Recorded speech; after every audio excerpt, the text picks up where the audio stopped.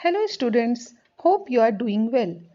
Today we will summarize the fifth chapter, Footprints Without Feet by H.G. Wells. Let's start the summary.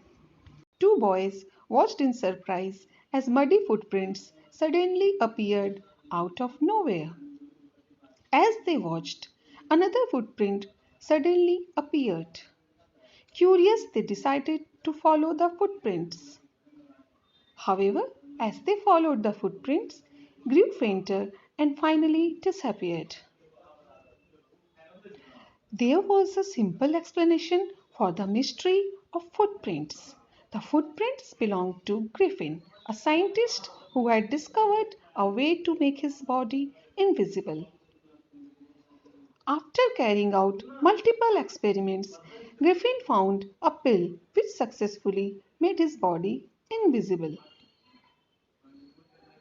This means he could not be seen by other people when he was not wearing clothes.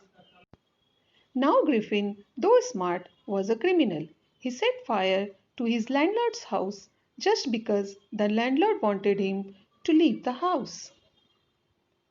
He then ran to avoid being caught. This shows his cruel nature. Griffin was now homeless, without money or clothes, and he was also invisible. Even though Griffin managed to outrun the two boys, his adventures were far from over. It was cold in London, and Griffin was without clothes. He decided to break into a store to escape the cold winter night. When the store closed, Griffin indulged himself by dressing himself in warm clothes. He got food from a nearby restaurant and wine from a grocery store. Well clothed and well fed, Griffin fell asleep in the store. He was discovered in the morning by the store assistants. The only way he could escape was to take off his new clothes and run away as fast as he could. Now he was naked in the cold winter air again. So Griffin decided to go to Drury. Drury Lane housed different theatrical companies, and Griffin thought he could find clothes to disguise his face and body there. In one of the stores, he found a false nose, dark glasses, whiskers, bandages, and a large hat to disguise himself. He attacked the shopkeeper from behind to escape. He also robbed him of all his money. These incidents further emphasize his cruel and criminal nature. Griffin left London for the village of Iping. He booked 2 rooms at the village inn. Griffin's arrival was a rare event in the village.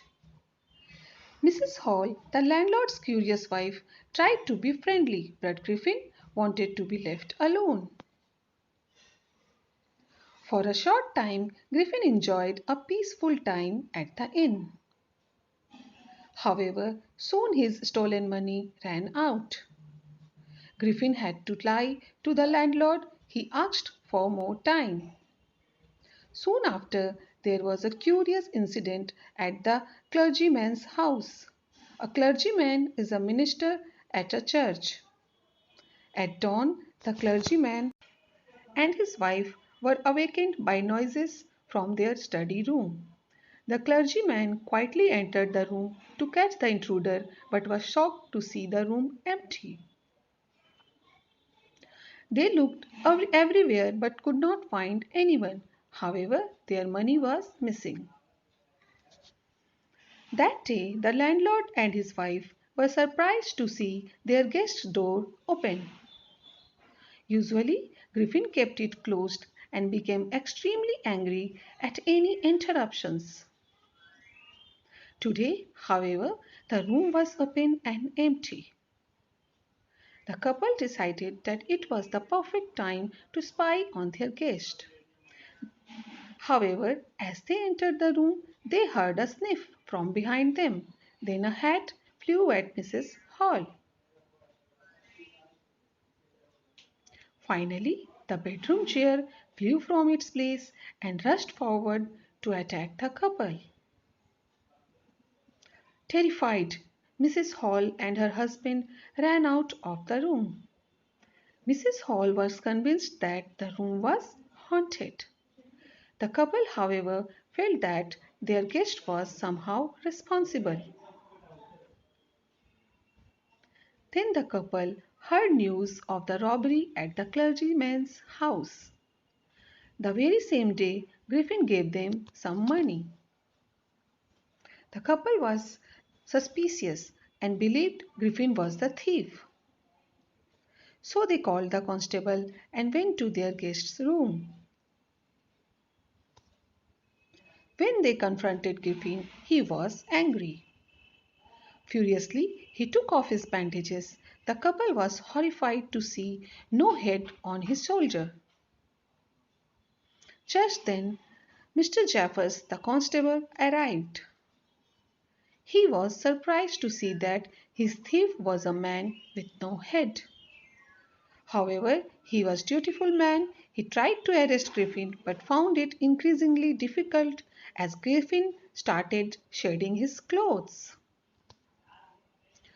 People tried to help Constable, but how do you capture an invisible man? They got hit by invisible blows and poor Jeffers was knocked unconscious. Griffin managed to get himself free since no one could lay their hands on him.